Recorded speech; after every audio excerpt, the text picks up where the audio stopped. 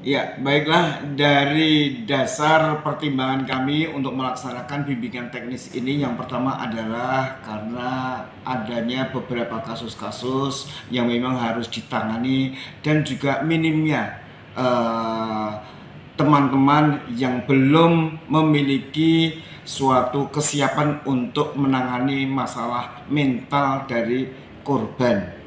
Dari sisi mentalnya, psikologinya ini belum ada. Nah, kita perlu mendatangkan biasanya dari Palangkaraya. Nah, kita saat ini belum ada. Sehingga setiap kasus itu ada juga yang korban secara fisik, ada secara mental. Nah, inilah yang menjadi latar belakang. Yang kedua, kita juga memiliki narasumber dan sudah kenal baik dari Kementerian PPPA. Maka kita manfaatkan untuk pembekalan, penimba wawasan maupun peningkatan kapabilitas dari mereka itu peserta diklat. Itu Oke. yang melatar belakangi.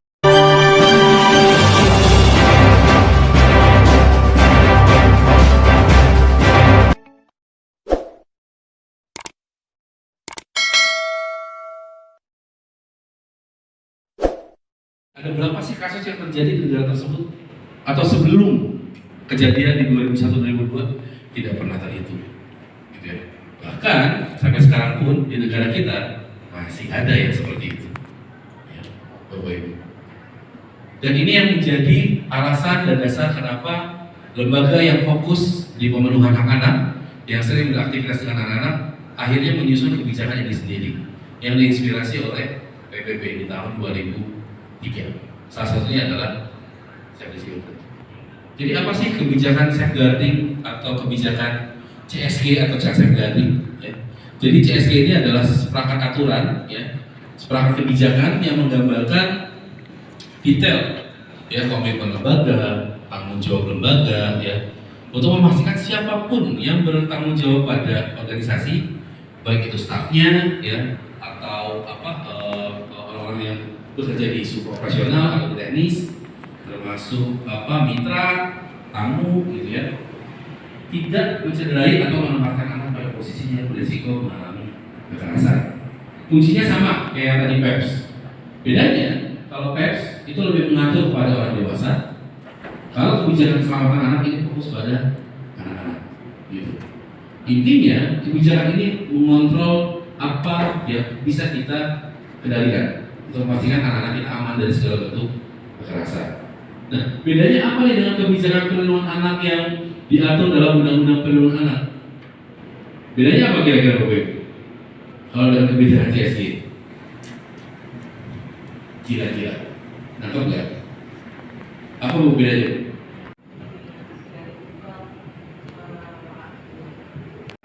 Lembaga Bapak Ibu. Ya.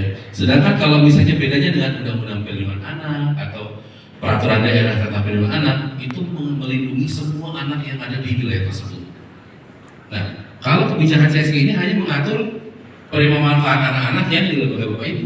Gitu. Kayak misalnya contoh, Save the Children, ya. Misalnya Save the Children nih kami punya banyak klien, punya penerima manfaat anak-anak. Tapi ketika misalnya ada anak dampingan P2TP2A mengalami kekerasan, apakah itu jadi tanggung jawabnya Save the Children? Tidak, karena itu di luar kontrolnya Save the Children. Apakah misalnya tiba-tiba terjadi peristiwa kekerasan yang dialami oleh anak di sekolah di Papua misalnya, itu jadi tanggung jawabnya Save the Children? Tidak. Nah, apakah misalnya kasus anak yang terjadi di P2TP2A Kota Waringin? Tidak, karena itu di luar wewenangnya lembaga Bapak Ibu. Kalau memanfaat lembaga Bapak Ibu mengalami kekerasan oleh stafnya organisasi Bapak Ibu, maka itu masuk kategori pelanggaran kebijakan CSG. Gitu. Tapi kalau misalnya ada anak mengalami kekerasan tapi pelakunya itu adalah orang tua, tetangga, itu ranahnya udah perlindungan anak. Gitu. Jadi dibedakannya itu lebih gampang tuh istilah pakai bahasa Inggris Bapak Ibu. Kalau misalnya pelakunya adalah dalam organisasi kita dan itu ke penerima manfaat lembaga kita, maka itu CSG. Tapi kalau Saya dengar informasi ada BIMTEK ya, kegiatan teknis ya. Ya, ada betul. itu siapa aja peserta relawan atau apa? Bagaimana Bang? Baik. Kegiatan. Yang pertama bahwa bimbingan teknis ya untuk membekali mereka khususnya pada satu desa, yang kedua aparatur PPA yang ada di dinas DP3AP2KB, kemudian PPA dari Polres, kemudian unsur juga kejaksaan. Nah, yang lebih khusus sasarannya yakni Puspa dan juga PATBM yang ada di desa. Khususnya dalam rangka peningkatan wawasan dan juga kapasitas mereka dalam rangka penanganan kasus-kasus khususnya yang ada pada psikologi, ya mental, ya para korban. Selain fisik, mereka juga mental akan berpengaruh tertentu. Nah, dari mental ini maka kalau di kesehatan adanya P3K ya, pertolongan pertama. Nah, di sini adalah pertolongan pertama khususnya pada gangguan mental psikologinya, psikisnya, kejiwaannya. Nah, itu perlu dilakukan. Kelihatannya mereka anak-anak yang korban itu baik-baik saja fisiknya, tetapi kejiwaannya tidak baik. Jadi model terapi atau bagaimana ini Bang? Yang pertama penanganan kasus awal ya, boleh dikatakan terapi, tetapi dalam hal ini bahwa mereka itu jangan sampai ada persoalan-persoalan di kejiwaannya pada saat dia menjadi korban. Ya, korban kekerasan seksual ataupun yang lainnya, baik itu kepada anak-anak maupun pada korban perempuan.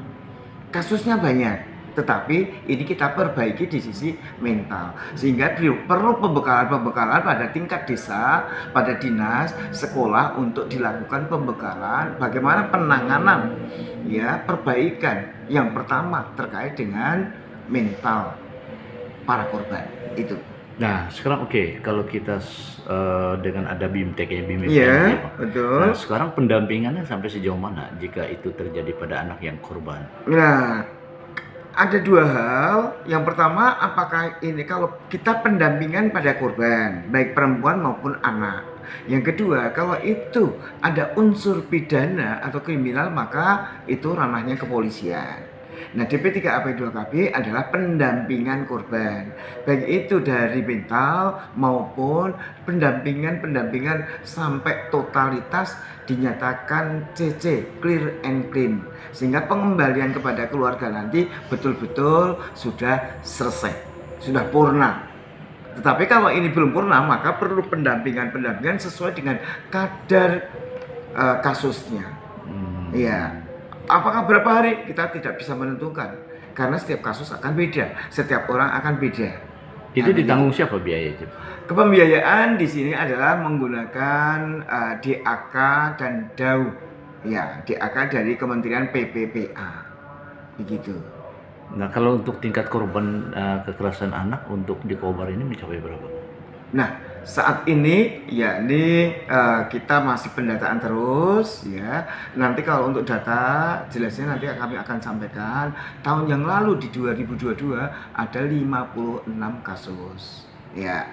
Kasus ini baik itu pada KDRT, kasus kekerasan seksual maupun kekerasan bullying, ya bermacam-macam kasus lah. Itu kami jumlah 56 kasus. Nanti akan kami kaji kasus yang paling banyak di mana tempatnya, persoalannya apa saja, ini masih dalam kajian.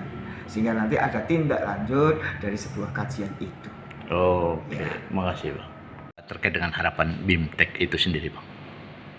Ya, baiklah, terkait dengan harapannya bahwa BIMTEK itu diharapkan untuk memberikan peluang peningkatan karir kepada para pegawai ataupun kepada para peserta untuk bisa lebih mematangkan, menambah wawasan, peningkatan capability, kapasitas kemampuan dia dalam rangka mengelola, memanage korban khususnya dari sisi mental. Oke, makasih. Ya, yang kedua, bisa menelusuri, menganalisis apa yang menjadi penyebabnya, ya, karena akan memberikan dampak nanti pada masa-masa yang akan datang si korban itu sendiri. Dan yang berikutnya adalah mereka bisa melakukan tindak lanjut Karena mungkin ditangani selama 2 bulan ada yang sudah selesai, ditangani sampai 6 bulan belum tentu sudah selesai. Nah ini tindak lanjutnya sehingga tahapan-tahapan itu bisa dilakukan. Setiap korban, setiap kasus tergantung dari permasalahannya, kasus besar ataupun tidaknya. Oke, Itu. makasih.